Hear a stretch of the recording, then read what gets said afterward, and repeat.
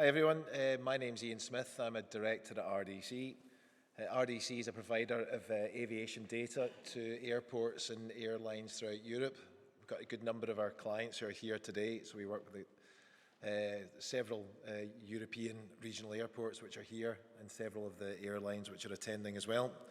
And I'm going to give you an overview of regional airports, their importance and why airlines should consider flying more from your airports.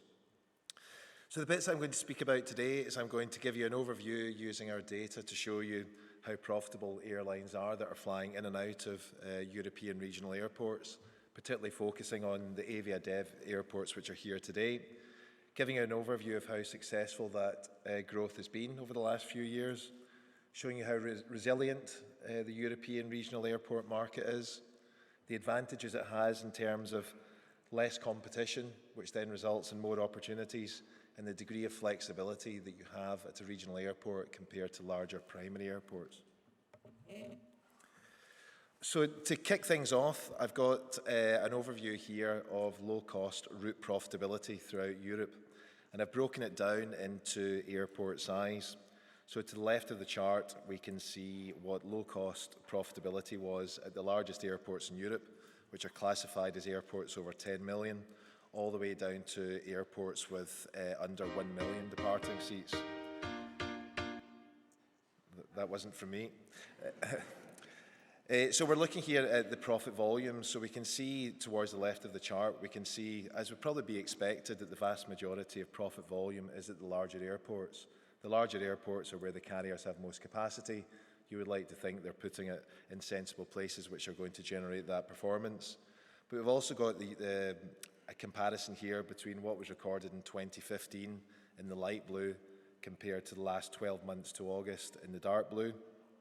And we can see to the left that the low-cost carrier profitability at the larger airports in Europe has diminished quite dramatically over the last 5 years. That's mainly because carriers are now going out of what would normally be their normal environment and going into new bases. That capacity is resulting in lower fares and lower profitability. If we look towards the right of the chart, we can still see that there's pressures in terms of profitability going down, but the smaller airports have been more resilient. And when I look at the list of airports that are attending this conference, the vast majority of them are towards the right of this table. So you're maintaining profitability, whereas at the larger airports, profitability has been diminished. Now when we look at that same data, but looking at the profit margin for the airlines by size, we can see there in the dark blue, we can see that low-cost profit margins are actually increasing the smaller the airport. So again, we have the impact of too much competition in the larger airports where the airlines are trying to maintain market share and sacrificing profitability.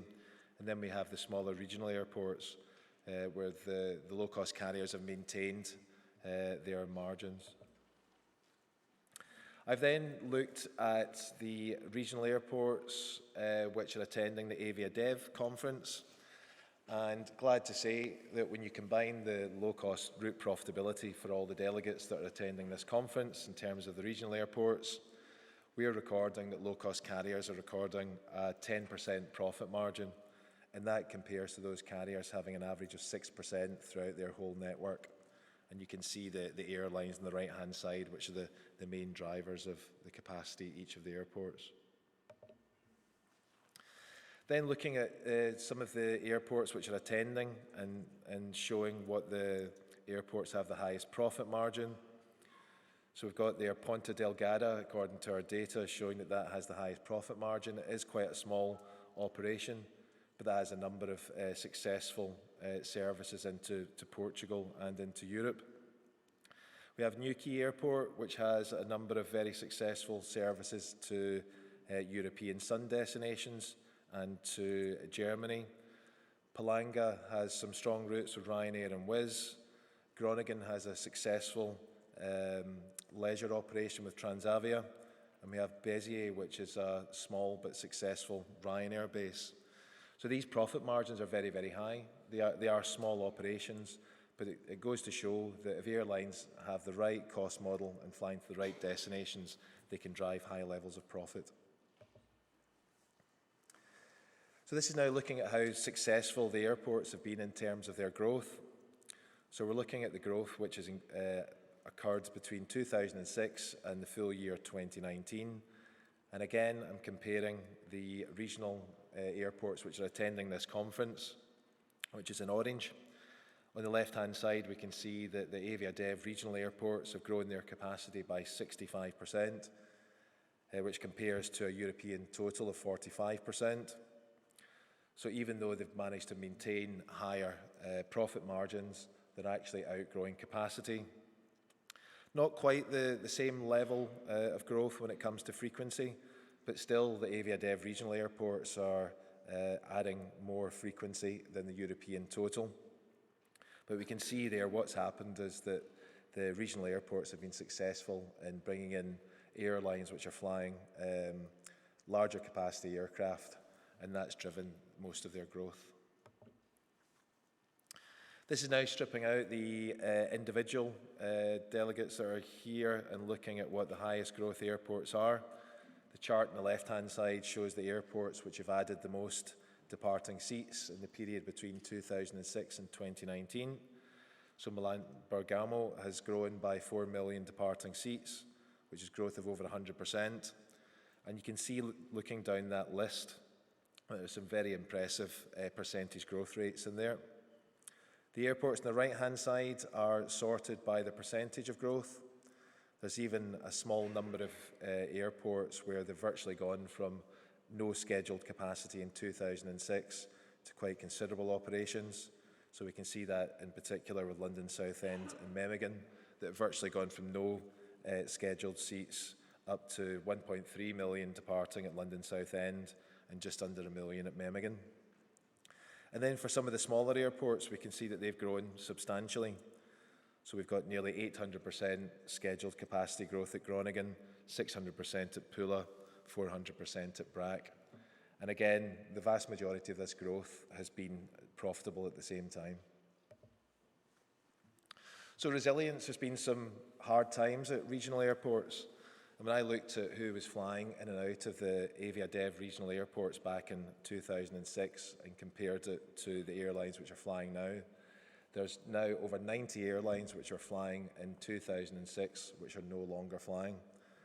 And still, you've managed to grow capacity by 60%, which is very, very impressive. On this chart here, we can see the bigger players which have stopped flying. The vast majority of them have actually completely stopped, with a small number being perhaps bought over by other airlines. But again, to grow by 60% with losing big names like this and a full list of 90 is very impressive. So regional airports can also offer airlines less competition, and there's more chance of flying monopoly routes. So I've just looked at a small number of the airports which are represented here today. So Belfast City, 90% of their routes are only operated by one airline. Doncaster Sheffield, 89%. Shannon at 82%. London City at 80%. London Southend at 79%. Nuremberg at 79%. So quite often airlines they'll look to fly into the larger airports which already have multiple carriers on some routes.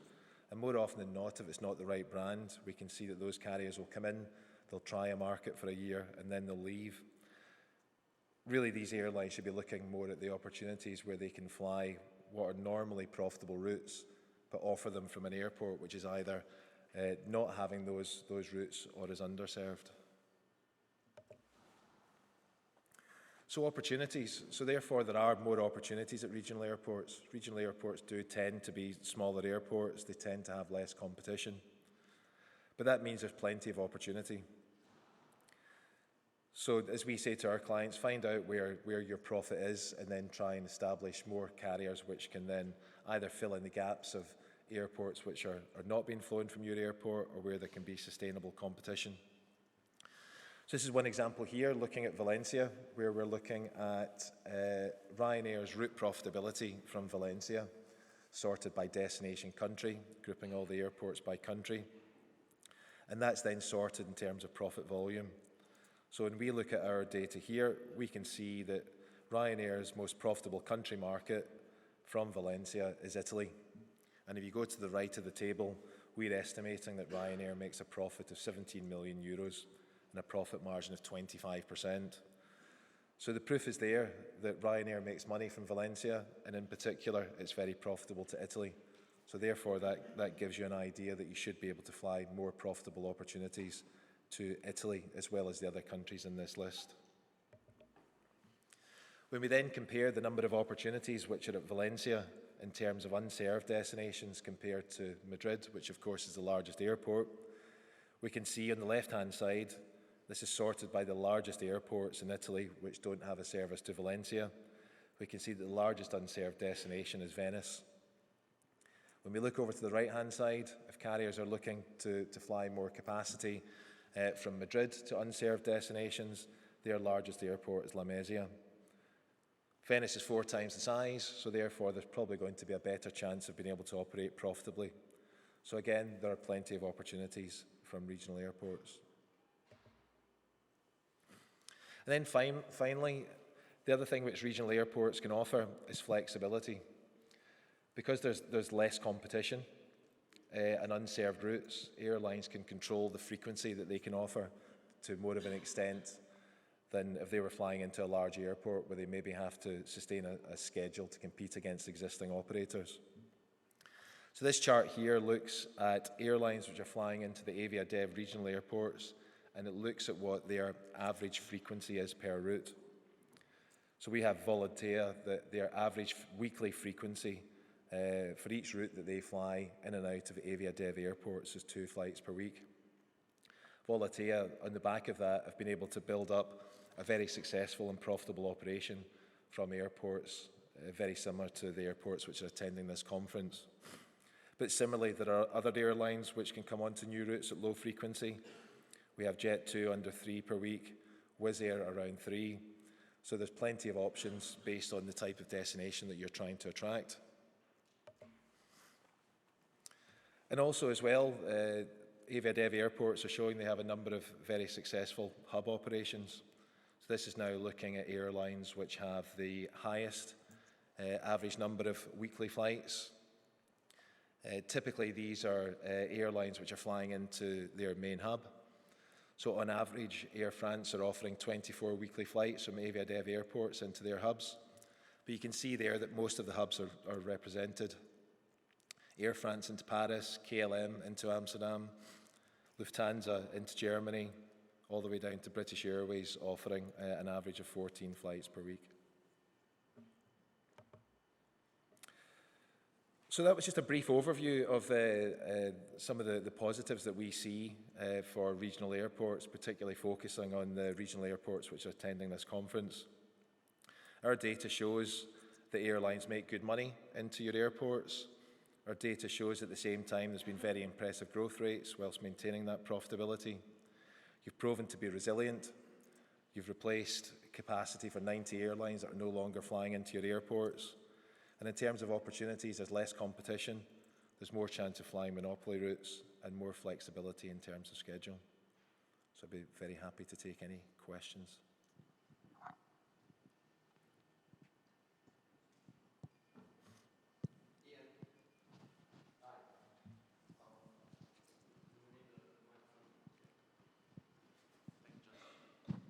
Hey, Iain, thanks very much for this presentation. I found a lot of the information extremely helpful for us to frame potential clients in terms of airlines. And it's not a question, rather probably a general statement.